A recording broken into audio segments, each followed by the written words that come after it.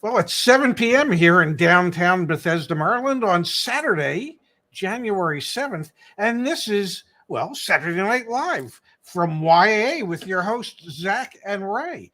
What's going on there, Hanson? Not too much, Pops. Welcome, everyone, Saturday night. We have some good, interesting things to talk about. Well, but before we get started, can I say one thing? Yeah, go ahead. You know, you spent some quality time in my hometown yesterday. I was in Philadelphia yesterday. Yeah, Yes. Beautiful city. Yes. Well, Actually, no. that. You know what I'm saying? It's not that beautiful of a city. But Actually, it's a pretty dirty city. Kind of dirty city. Great food. Went to Angelo's, went to Fiorello, went to a Sixers game. So I had a great time. It was fun to be in the city where you and Mom grew up. But tonight, Dad. Yes. Tonight, we are going to focus our attention on CarMax, okay? What about them? They are in serious trouble. Somebody trying to put that fire out behind me? Somebody should. We're going to talk about CarMax as well as Carvana. And we have a special guest joining us in about 10 minutes or so. Okay.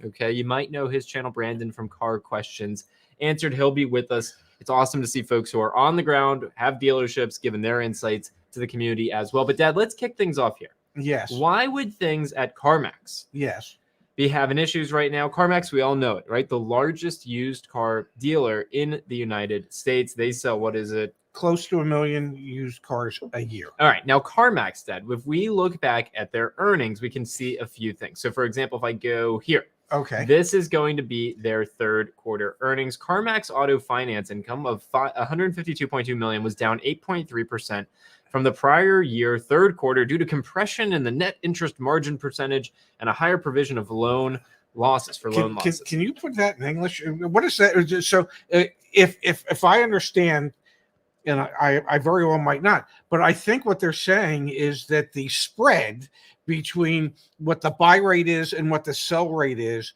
less than it had been. And they refer to that as compression. And you know, when I hear the word compression, and we're talking about your chiropractor? No, and we're talking about a car dealership, I'm thinking about engines.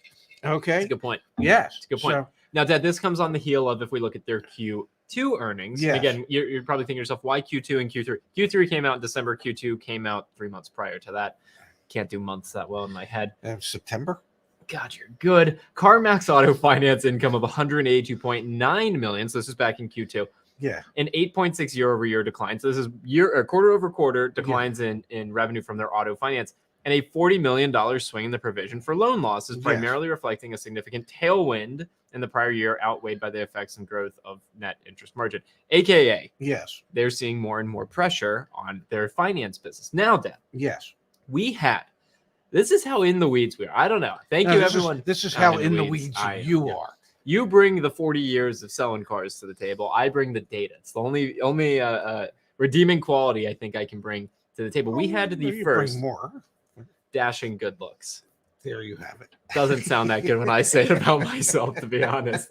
We had the first asset-backed security deals go out for 2023. Okay. What that means is these finance companies, they bundle up their loans. And, you know, when we talk about cars and I see ABS, I'm thinking braking, and you're thinking asset-backed securities. I am. Damn. They got to change their acronyms. Yeah.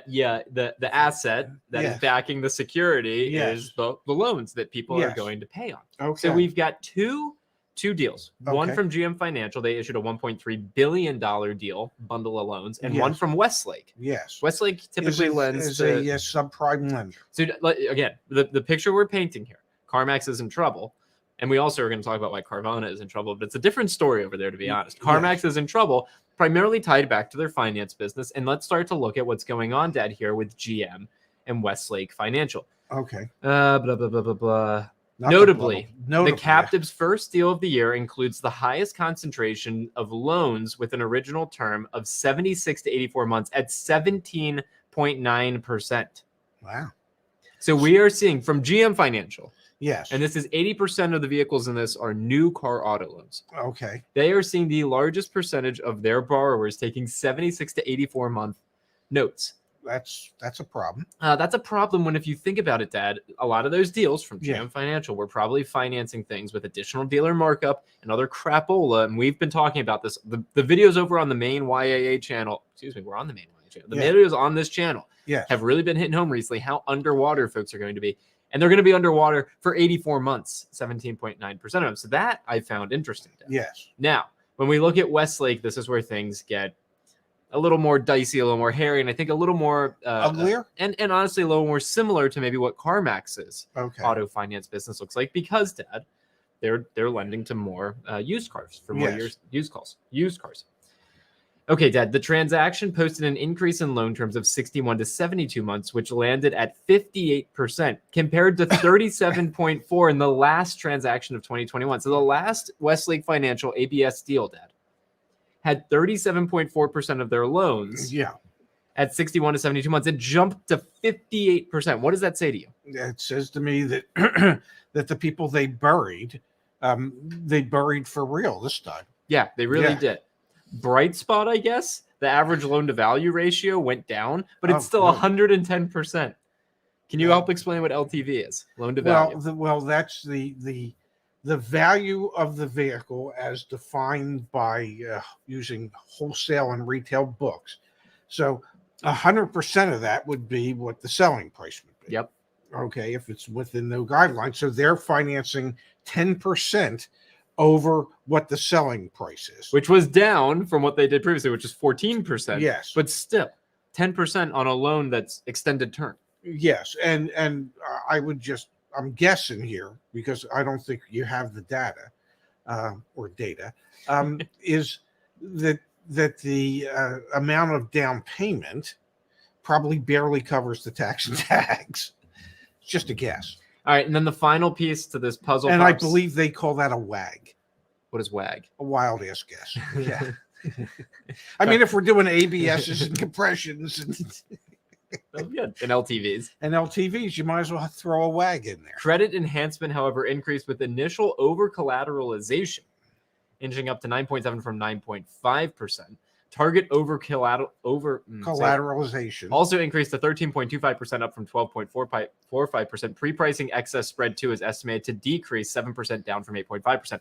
All this means, what you read here, what was it?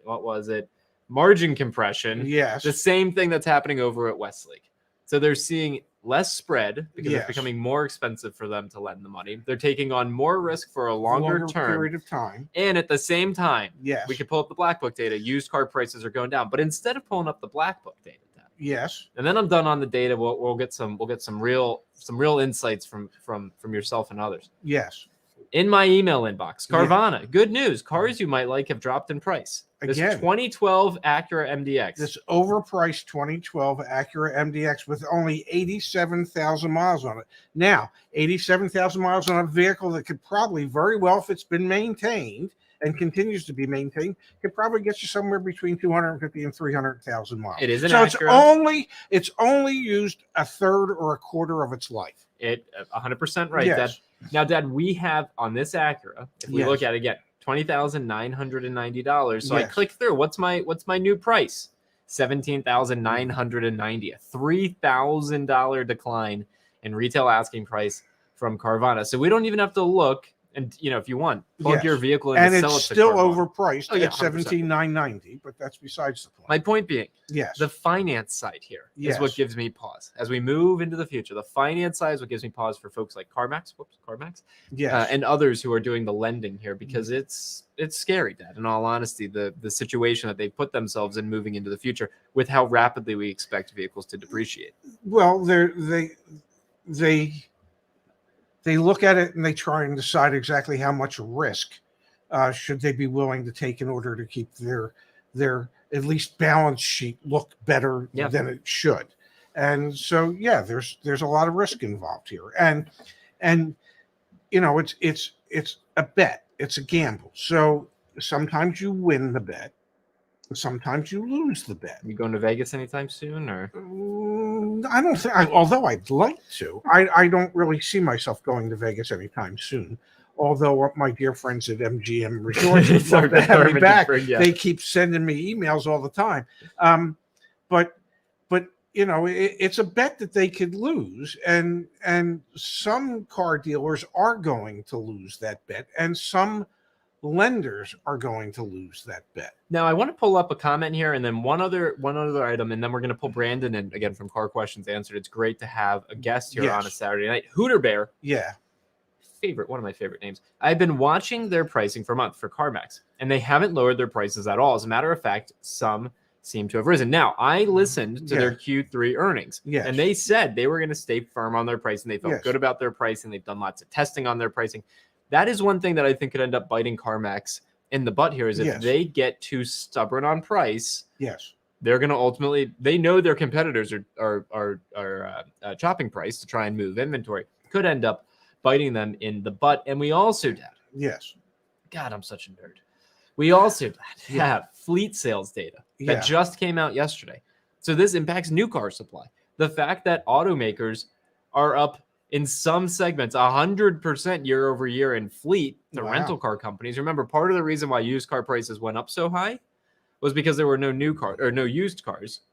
Or excuse me, there were no new car rental, new fleet cars going to rental companies. And now we're seeing fleet sales go up 100% year over year. So hopefully that means that your large rental car companies don't have to go to the auction to bid on the 1 and 2 year old low mileage cars, which sends those prices down. Which would mean that if there's less competition, then the prices should go down, that a lower bid should end up winning these vehicles. Which also means the prices that people bought of all right, toss the things on. We have a guest. You ready for this? There's going to be a knock at my door. Pops, I think someone's at the door. Can you let him in? Absolutely. Oh my God, it's Brandon from Your Car Questions Answered. I don't know why you added the year, just Car Questions Answered, but more it's power to you. all of ours. It doesn't matter. It's fine. Everyone. Everyone's Car Questions. Hey, Brandon, before we hop in, I just want to pull it up on the screen, make sure everyone is aware of your channel, because you provide a perspective that we cannot, and honestly, we're happy about that. Car Questions Answered. Go ahead, go on YouTube and find Brandon's channel right here. Brandon, we wanted to bring you on tonight. Thank you for making yourself available on a Saturday night. Short notice, Pops, and we got Brandon with us. Thanks for being here. I appreciate you guys letting me come back on. Well, we appreciate you finding the time to put up with us on a Saturday night. That's for sure. Brandon, for those of you who are not familiar with your channel, give a little background on who you are, and then let's tie in. You've done a video recently about CarMax as well. I watched it. I found it interesting. I want to hear your take on this. Yeah, so what I do on my channel, I do a lot of used car market updates. What I like to add that a lot of other channels don't is I'm actually a used car dealer. I buy and sell cheaper used cars, but I'm at all of these auctions, so I'm able to see a lot of this data come through the auction before it actually shows up in the data, and be able to report that kind of stuff before a lot of these numbers actually come out.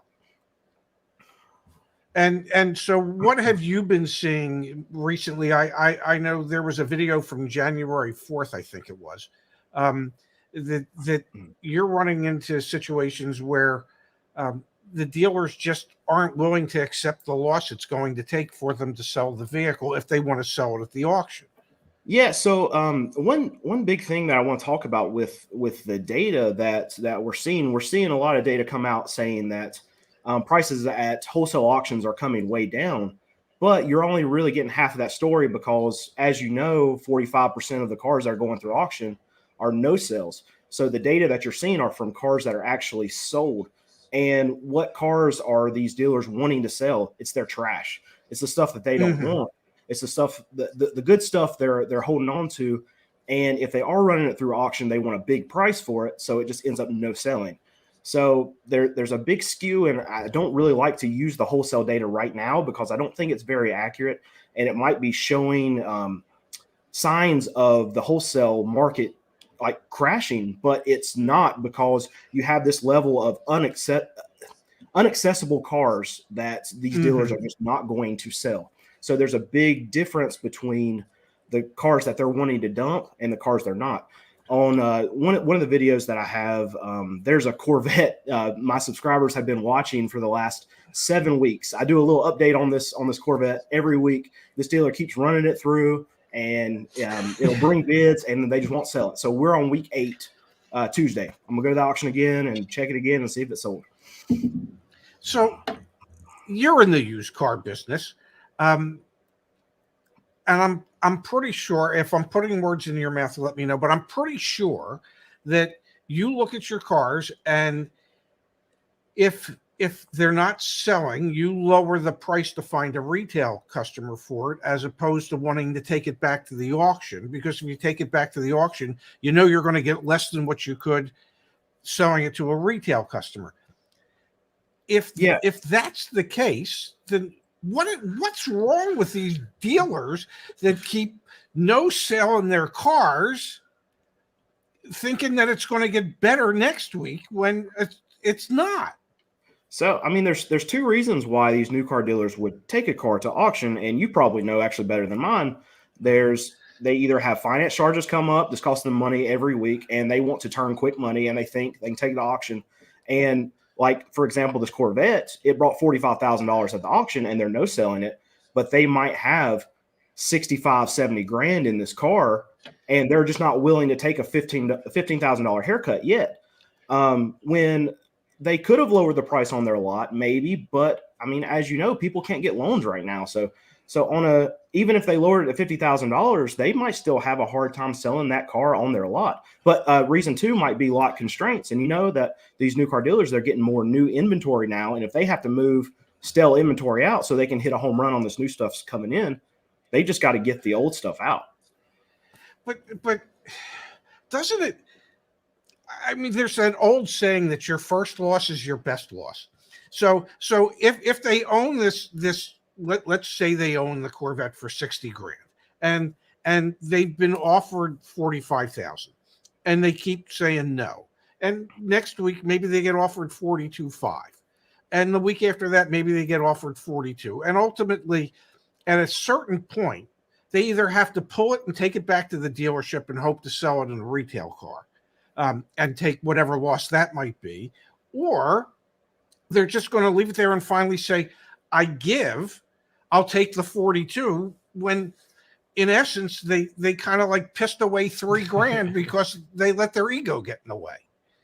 Right. I mean, so my opinion on this is that, like, we're 3 years into just this crazy, crazy car market. And I would assume that a lot of these trade-in managers, a lot of these lot managers now have only been with this business less than 3 years. They don't know what the market is supposed to look like. So they think that they can just send these cars to auction, get their money back out of them. And they don't understand why cars aren't selling right now, because they don't understand what's going on in the market. I think you've said a variety of things that I like so much want to dig into. One in particular, you said on the finance side, it's becoming more difficult for a dealer to hold on to inventory because it's more expensive on those weekly floor plan charges, but it's also becoming more difficult for consumers to get approved or to feel comfortable getting approved at higher interest rates. And so you see this really interesting mix happening where the credit availability is tightening, the cost to hold on to these vehicles is increasing, and then the inventory side for new vehicles is also increasing. It feels like the same perfect storm that led to car prices going up is kind of materializing to have them drop back down. I see that happening, especially when I look at fleet sales. Like, why else would the OEMs be putting so much money towards building their lowest profit vehicles? We know they want to just sell the big F-150, Lightnings, for example. They don't want to be selling the fleet vehicles. So I'm curious how you think about where we land. Like, what is the soft landing out of this? Does it take another year or two? But like, what happens? So the big problem is now, and I did a video about this a couple of days ago, and you guys have been talking about it, the LTV, the loan to value ratio right now. And a year ago, they were loaning 140% of the values of these vehicles. And now we fast forward to now, the prices of the vehicles haven't gone down. They're still the same prices they were a year ago. They might have creeped down just a little bit, but not much. So you take an example of like a $10,000 car, and a year ago, they were loaning $14,000 on that car. The dealer was selling it for $16,000. The down payment needed to be $2,000. Now you fast forward to now, the banks want to be in that car 80%. So on that $10,000 car, they're only going to loan $8,000, but the dealer still has to sell it for 16 grand because they still paid over retail price at the auction. So now that consumer has to come up with a down payment of $8,000, and they can't do it. Yeah, it's absolutely crazy the box that some of these dealers have put themselves But who's in. gonna pay? Like I'm trying to understand, and we're doing this live, so like, Yeah. forgive me, guys. But like I'm trying to understand who ultimately ends up holding the bag here, because the dealer is gonna end up saying, I'm just gonna walk away. I mean, we've seen car dealership guy on Twitter, people in his DM saying, I've walked away from my business. I mean, Well, I think that's gonna happen, and then the ultimately- bank's gonna be holding the bag.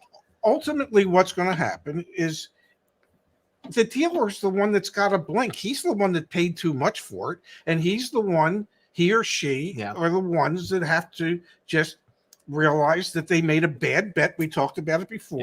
But if They- you don't they pay made a up for the bad car, you're not getting them, because that's what they cost at Yeah. auction right now. So if you want Because to you're seeing all the if sales at auction, only half of them, 45% of them are actually selling. Yeah. It's a bunch of balls being juggled. It's hard to comprehend it all. And then you look at the ABS data, and the loan terms are even longer. And the consumers, you see the Edmunds data. We did a video, Brand. I don't know if you saw the Edmunds data. The trade-in, the amount of trade-ins with negative equity is increasing back to where it was pre-pandemic. The amount of negative, we're not doomsayers here or anything, but it's like a total 180 from where we were 2 years ago when prices were skyrocketing. All the indicators point to prices having to eventually, I don't know when, but eventually go down. So now 6 months from now, let's say we have this market crash and the prices go down 30, 40, 50%. So what happens to those people that bought a car 6 months ago, and now this $25,000 car that they bought is worth $15,000? They see a dealer selling the same car they owe $25,000 on, selling it for 15 grand. Why do they just not walk away from the loan? And that's what, yeah. Well, the only reason I would suspect that people aren't going to walk away from the loan is because they wouldn't be able to get another loan to buy the new car that would now only cost $15,000. Unless they bought it from a buy here, pay here place, which doesn't really track your credit. They just take the car. Yeah. Well, if they're buying it at a buy here, pay here place, they ain't going anywhere else at the moment. Yeah. Right. But yeah, I just, we've been talking about it for 2 years that people are going to end up way upside down. It's just, and it's not, and when we say people, we're always kind of like referring to the customers are going to end up way upside down. But you're sitting there and you know for a fact that there's plenty of dealers out there that are way upside down in their inventory. I would, if somebody guess, I mean, 95% of them, because most dealers are over leveraged anyway. So all their inventory that's sitting on their lot right now is costing them more money every day too. Can we give Brandon some flowers for a moment here? Can you talk a little bit about your business model, the way that you've approached building your dealership? Because it is really admirable, especially when most dealerships are simply out here, especially in the price range that you focus on. I mean, a lot of dealers in that area do a lot of things that we just reported on the Credit Acceptance Corp news and how they got fined in New York by the state's attorney general. It's kind of a little shady, or can be. Can you talk about your business model? Because it is important to understand, like, you're one of the great people on the inside that's actually trying to help folks. So what we do at my lot, I almost said the name of it, but what we do at my car dealership is we try to buy cars that we can sell for $5,000 and under. It's been extremely hard the last year and a half, but we've made it by, and now that prices are coming down a little bit at the auctions, we're able to do it a little bit more. I think we've got 110-ish cars right now. By the time tax time rolls around, we have 150. But what we do is we try to serve a population of people that don't want to get a car payment. They don't want to go in debt, but they still need a car to get to work. They still need to be able to drive, and they don't want to get taken advantage of by these buy here, pay here places. And that's where they have to go because they have no credit. Not to say that that they don't deserve the credit or whatever, but maybe they've messed up in the past. I mean, we've all done stuff with money that we're not proud of, but we like to get those people into a car where they can buy the car, they can own the car, they don't have to make any payments. And we find that $3,500 to $5,000 price point is where we have to be able to get these people into cars. And it's hard for us. We've got a mechanic on board. So, I mean, cars under $5,000, they break. That's what happens to them. So we have to be, I mean, I hit 7 auctions a week trying to scavenge these cars from everywhere to find something that's halfway decent to be able to give our customers. And that's what we strive to do, is just be able to get them into cheap cars. Speaking of getting someone into a cheap car, that was my sister calling asking for car buying advice from her father. Who she knows does a show just every go Saturday to deal night. school, Dara. Just use deal school. Damn it. No, so Brandon, your business model is one where you're not trying to saddle folks in debt. And unfortunately, when we talk about some of the people who probably overextended themselves during the pandemic and when prices were going up, that's a subset that typically gets taken advantage of. During that period of time, most certainly was getting taken advantage of. And sadly, where we've seen prices actually start to come down more is on like the higher end vehicles, where those are the buyers who are actually more well-heeled. It seems like the pressure will continue to be on for those who are looking for affordable transportation. You and I, Pops, we talked about this ad nauseum last year. The cars the rental car companies were buying at the wholesale auctions, that was jacking up the price of subcompact cars and things like that. Affordable transportation has never been more difficult if you want to buy a car, never been more difficult to find. And sadly, it seems like eventually the bubble will burst. Will that 40 or 50% drop? I mean, I feel like it kind of inevitably has to, but the timing is hard to dictate. And the big problem with our inventory is that we actually need these new car dealers to sell cars for us to get our inventory, because where we buy all of our cars from, where the cheaper cars come from, they're not from leases. They're not from these higher end delinquencies. They're not from any of that. It's from new car trade-ins. So when someone goes and trades in their 2005 Toyota Camry with 180,000 miles, that's what I want. But people are keeping that right now, because why trade in a car that you have paid off and go get an $800 car payment right now? It's just not happening. Pops and Brandon, can you guys do me a huge favor? I think this would be very interesting. Can you help explain to us the life cycle of a car? Pops, you sold new cars for 40 years, and used cars, obviously, but Yeah. you were a franchise new car dealership. And eventually, Brandon, you just said eventually that car gets to you. And we went through a period here where you and I tracked the data weekly. New car inventories, new car sales, all down.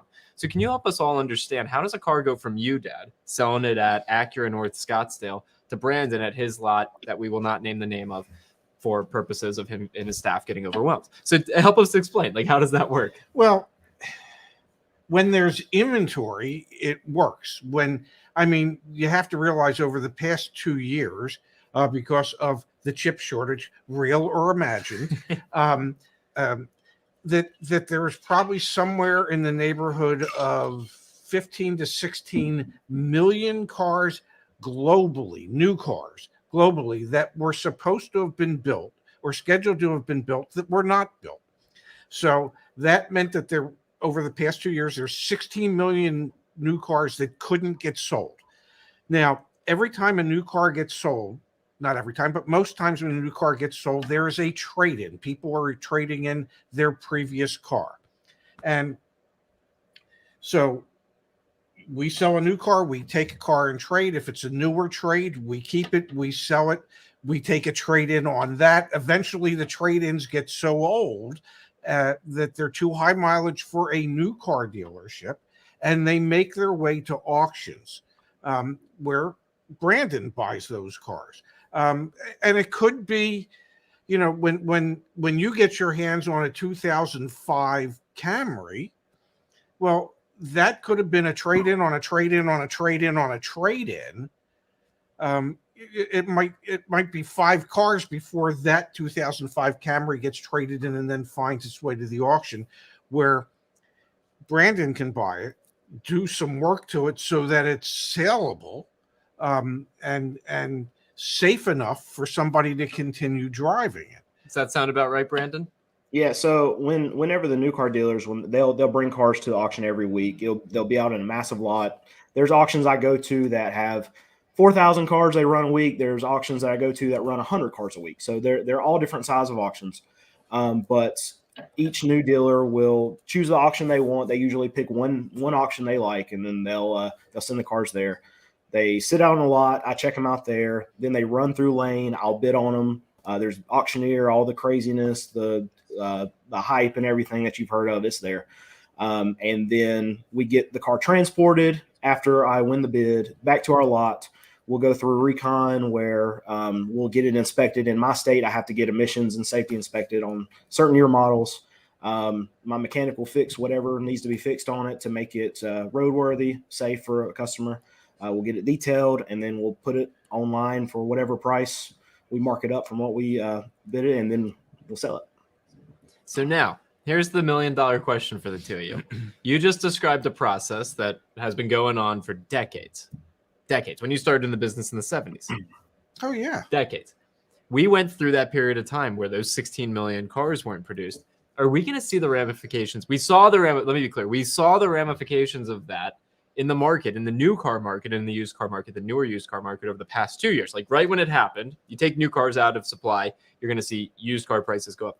Brandon, do we see the impact of this process of the trade-in having a ripple effect a decade from now down market in vehicles that are lower price points? Like, are we going to see an affordable vehicle shortage a decade from now as a result of this?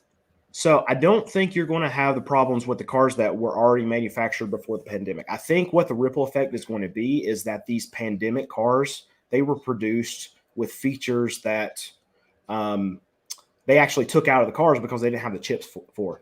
And they were put together so quickly that I think what's going to end up happening is 10 years from now, if I'm still buying cars, I'm going to be saying, okay, that car is a 20, 21, 22, 23. Don't even look at it because these cars are junk because they were put together so fast. They're missing chips on certain features. You don't know which ones are missed and which ones are not because it might follow along with the car from the first buyer, but I might be getting the car from the third or the fourth generation of owner. So I'm not going to know which features are there, which not. So I think that's the ripple effect you're going to see 5 to 10 years down the road is dealers are going to be like, oh, that's a pandemic car. It's going to be labeled as that and stay away from it. Well, and I also think we're going to be haunted by the fact that there were 16 million new cars that weren't built, which means that there were 16 million new cars that weren't sold. So that's taking 16 million used cars out of the future market. So I would think down the road, ultimately that shortage is only going to get worse because the population isn't declining. The population is still increasing. Yeah. There's still going to be more and more people in the market that are going to need a car. And we're already short 16 million from the past 2 years. So 4, 5, 6, 7, 8 years from now, there's going to be a real conundrum. Yeah. Because cars just aren't going to be there. There's two storylines. One is the Ford quality issues. Like, I don't know, Brandon, if you saw the NHTSA data, but you literally, it makes you want to pull your hair out because it's like, oh, they're number one. All right. But like, what's the recall severity? No, the most common recall component for Ford last year was their transmission. Like that's bad. That's really not good. And so you have all these quality control issues that happen as a result of pre-pandemic decision-making and obviously during pandemic decision. And then you have taking vehicles out of market. Again, not trying to be negative here, but it's just like a not so great storyline for the future of affordable vehicles and the quality of those vehicles as well. And it might just be a new norm that we're living with, that we just have a shortage of wholesale inventory. And if that's the case, used car prices are just going to stay high. Well, I've got one other question, Okay. Brendan. Sorry for cutting pops. I know I pulled up the Carvana, the price drop, the $3,000 retail price drop. Any rumblings or anything? Do you go to ADESA auctions? And if so, like, what have you noticed with Carvana and what they're doing on the wholesale side? So what I've seen with Carvana, I did a video with this actually where I went to the auction and showed some of the negative things and why there was an auction close to us that I used to go to almost every week. And I stopped going because when Carvana actually bought ADESA, they had a bunch of new car franchise dealers pull out of that ADESA auction. So the actual inventory went down. It was already low, but it went down by even half of that because they lost sellers. The other thing too is a lot of the kind of cars that I buy were sourced from these websites that they market. We buy any car, no matter what's wrong with it, whatever, and they'll just ship it straight to auction. And those prices were so elevated they could pay their customers high prices to get these cars. But now, I mean, the auction prices are down, so they're not offering these customers anything for these cars. So the customers aren't selling them cars anymore. So that inventory is dried up too. So the ADESA side of this Carvana equation is something else that's worrisome for Carvana because they're burning cash. So because if if they're only selling 45% of the cars they're running through, it doesn't cost them any less to run all of these cars through auction. It costs them exact same amount of money, but they're getting less sell fees for actually running these cars. So operational costs still up here, but your actual income is coming down because the buy and sell fees aren't there. Yeah. Wow. Yeah. Hey, just want to pull up from Justice. Feel free to restart the stream if you missed all the data related to the video title. So if you're confused, these are the live streams that we do, and they go on a bit longer, so we go in a few different directions. Brandon, you got another couple minutes. Can you stick with us here? I'm here all night. It doesn't matter. If we go any longer, I might have to go get some bourbon, but we're good right now. Totally appropriate. We'll have to do a dealer stories night Yes. where you guys both have your whiskey and you can share some stories. But from Jeremiah, let's get Pops your take and Brandon your take. If I'm ready to purchase a used car now but don't have to, should I hold off if they're about to decrease in value? All right, Brandon, you're opinionated about this. Let's hear it.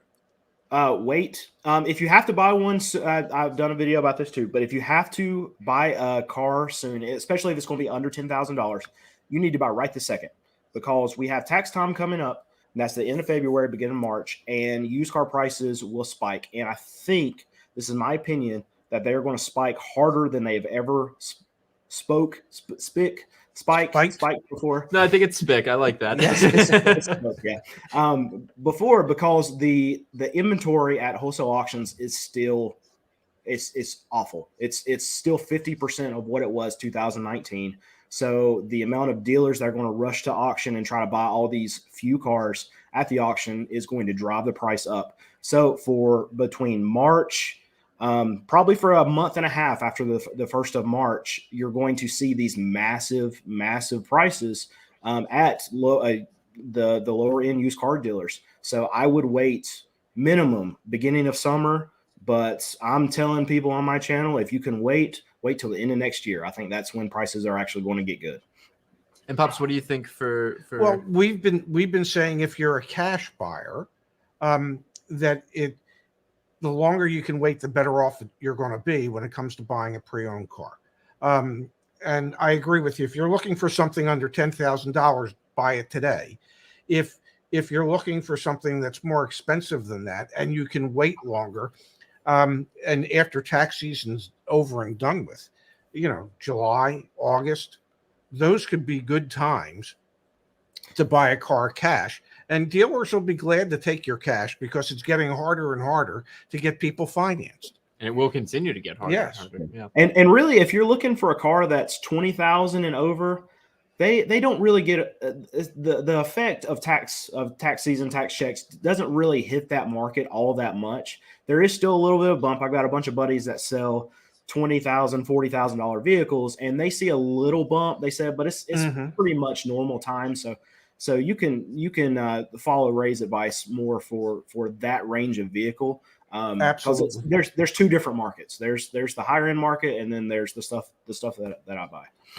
And then there's the craziness in the new car market. We've got Gavin here. He's saying, hey, 2022 Ram 1500 Laramie, 15% off, good deal. And Gavin, we actually have, and I'm going to talk about in a little bit here, we're crowdsourcing car deals. And we have the success stories, obviously, back on the community forum.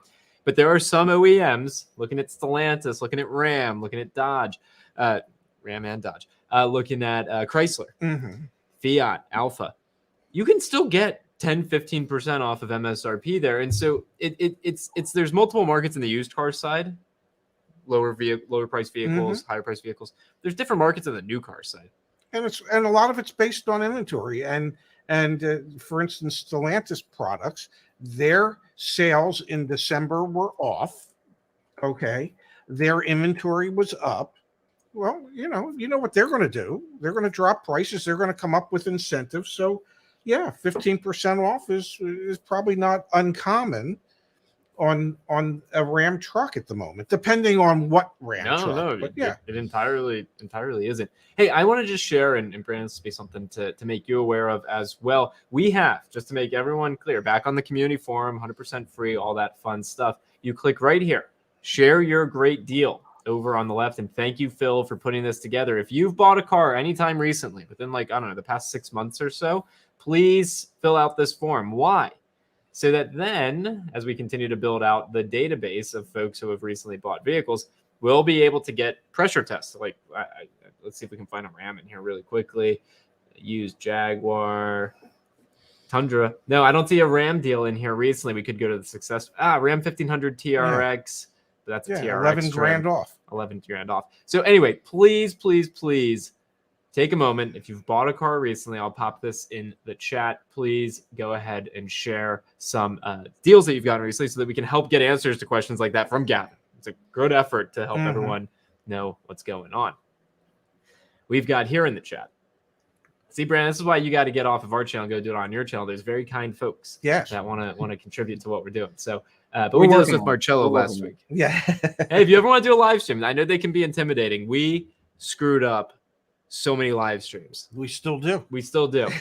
If you ever need a hand getting a live stream set up, I'm black and blue from it. I can point you in the right direction. From John, we appreciate it.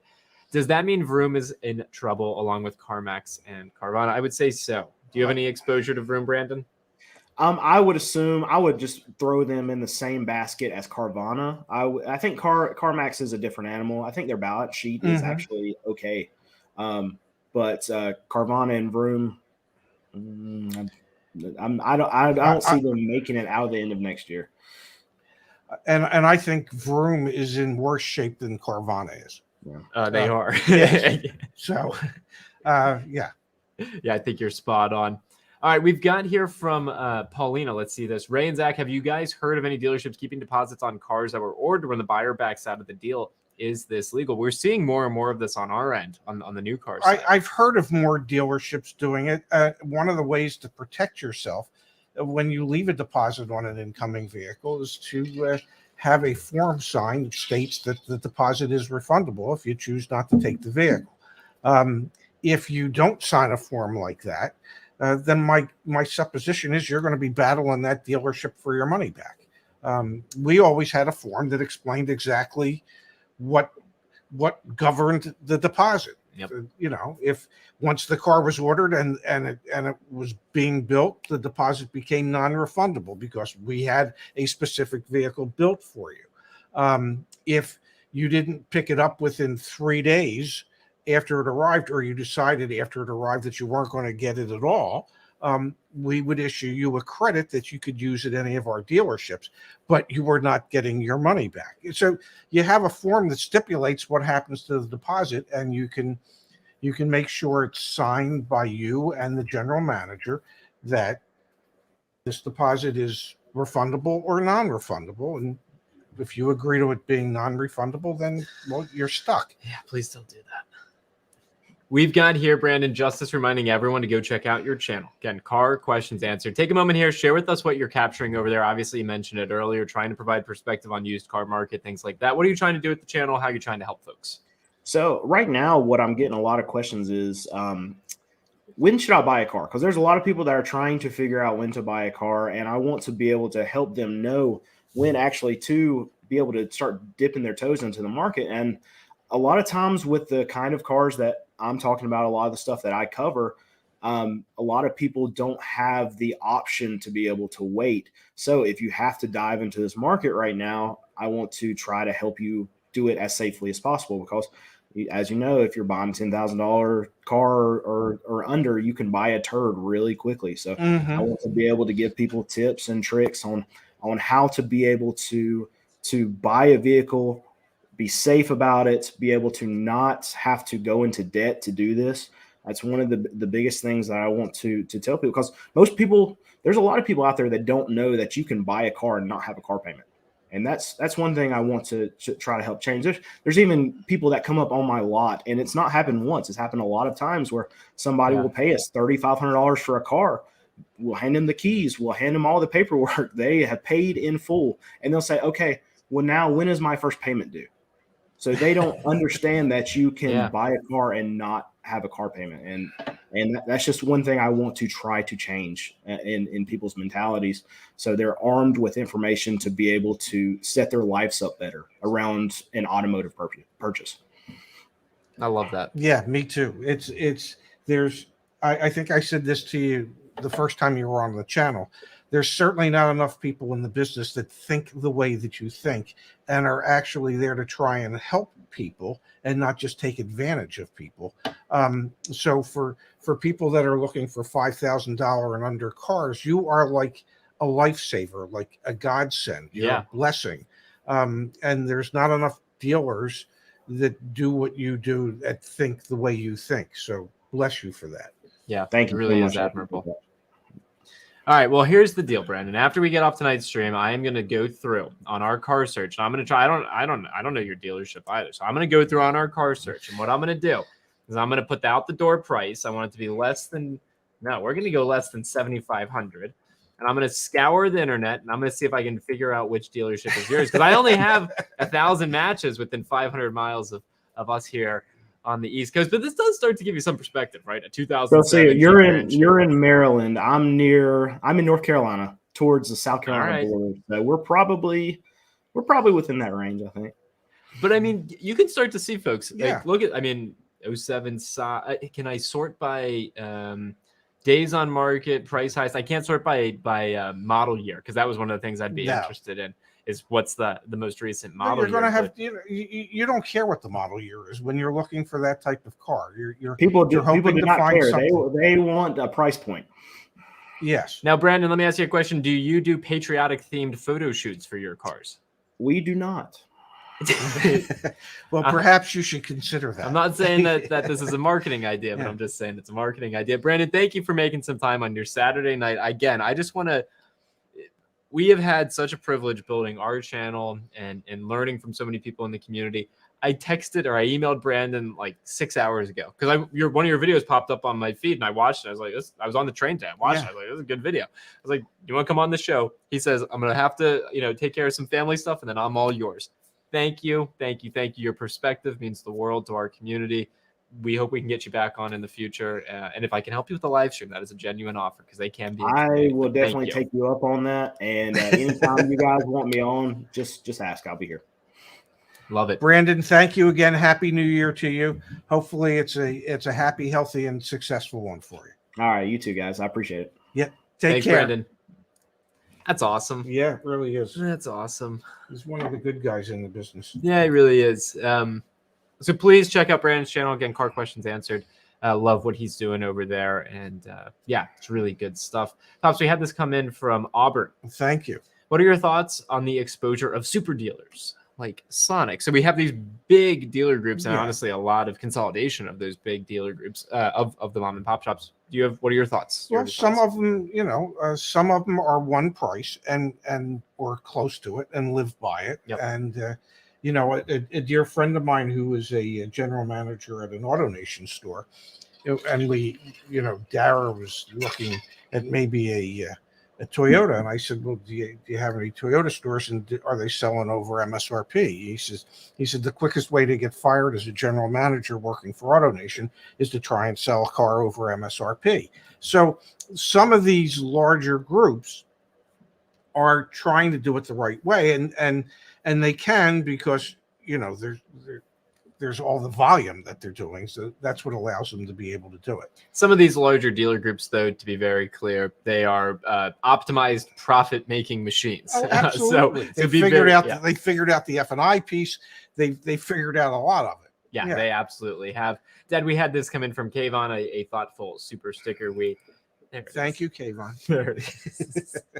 There's no shame. And we've got from Traveling Fool, I hope Ray goes full Delco in his rant tonight, and I have something that I think could potentially trigger my dad. Geez. So we will go there in just a second. I do want to remind everyone, please, if you are not familiar, join YAA.com. The car search is there, obviously. We help people get connected with credit unions in case you do need the financing, the insurance. Everything's right there. So if we can help you more than what we're doing tonight, please take a peek there. Now, Dad, we will turn our attention to a story that I think could break the internet. Are you 70 or 71? 71 and a half. You're 71? Yeah, I'll be 72 in May. You look good, man. Well, thank you. A story that could break the internet. 71-year-old man reacts to the first car dealership in the metaverse. Now, obviously, I put this in front of you on the Ray and Zach channel earlier this week, but I want your take Part 2, Dad. Fiat's digital service will offer consumers the chance to configure vehicles in their virtual showroom and purchase them on the spot. Now, look at that, Dad. Yeah, no, buddy, Just- I can't wait to get the Fiat's metaverse, the metaversal, universal Fiat verse. Are you buying I'm going to say it again. You're in a virtual showroom? Are you buying a virtual car? Are you buying a real car? I mean, what are we doing? I mean, literally, Zuckerberg, what the hell are you doing? Metaverse. I mean, you know what's wrong with real life? What's wrong with, the real universe? Why do we have to have a metaverse? Just stop it already. I mean, It makes you wonder a little bit too, because Fiat have terrible sales here in the United States, and also very poor quality issues. yeah. They struggle with that, and then you know what? They're just There you have it. they're working on the metaverse. Yeah, because we hear, there are better cars in the metaverse. Yeah, seriously. James says, anyone see what CAC is doing? Credit Acceptance Corporation. They got hit by the CFPB and the New York State Attorney General for taking advantage we even of talked folks. about it quite a bit. Yeah, we've got videos here on the channel. Yes. Dad, we've got a thoughtful contribution Thank here you, from Thomas. Thank you. Thank you for the help on getting a great deal. Special kudos to the Laura videos. I will pull those up on the screen here in just a second. We did role play videos with my girlfriend Laura, buying a car, demonstrating how to do it. On a 2022 Denali, they tried to get me to pay a new car price on a demo. That's good to negotiate that. How and why do dealers price differently? Than typical used cars? So I guess pricing for demos is the question here, Dad. How do dealers think about pricing demos? When there was lots of inventory, and the dealer principal would say to you, you can't get into your next demo until you sell your current demo. Then the sales managers, they don't care what price they're selling it for. They just want to sell it because they want to be able to get into their next car. Yep. Now, when there's a shortage of cars, that changes the thinking somewhat. But, it's they're vehicles that have miles on them. They've never been titled. And you try and determine or work with your guest as to what would be a fair amount to deduct for each mile. What does the IRS give you? 43 cents, 50 cents, whatever it is. So if there's 5,000 miles on the demo, if we gave you 50 cents a mile for each mile, we'll take $2,500 off the car. Sounds about right. Yeah. Now, Pops, I want to let everyone know, and I'm going to toss it here in the chat. If you are going to go through the car buying process, whether it's for, and Thomas inspired me here by giving us the thoughtful contribution. If you're going to go through the buying experience, we have the role play videos with Laura, which are great. We also have Deal School 3.0, which came out just a couple weeks ago, I guess a month ago now. A month ago, I guess. We've created an entire lesson plan here. Yes. Okay. 4 different sections on finding your vehicle, getting ready for going to the dealership, how to negotiate your car, and navigating the finance and insurance office. Every single section has its own dedicated video, of course. It also has a PDF that you can download and print out and hold on to, as well as quizzes. Okay, so when you're in any particular category here or any particular unit, you have a quiz at the end to make sure you are ready. You feel confident. Make sure you understand. Going ahead. So I dropped the link to that in the chat. Please, if you're going to go ahead and buy a car, Deal School 3.0. Deal School 2.0 is 100% free. It's out there in the world as well, so please go use that. From Shannon, and I'm telling you, Brandon, I'm telling you, this is why we got to help you get the live stream set up. There are so many thoughtful people. We actually raised $1,000 a couple weeks ago, donated it to charity on a live stream. Yes. Okay, so there are great, thoughtful people within the community that like to contribute. Shannon, thank you. Great info tonight as usual. Plus, my weekend is now complete. How thoughtful. How sweet, Dad. Yes, it really is. How does it make you feel to know that you're part of some folks' weekend routines? Blessed. It's really incredible. Yeah.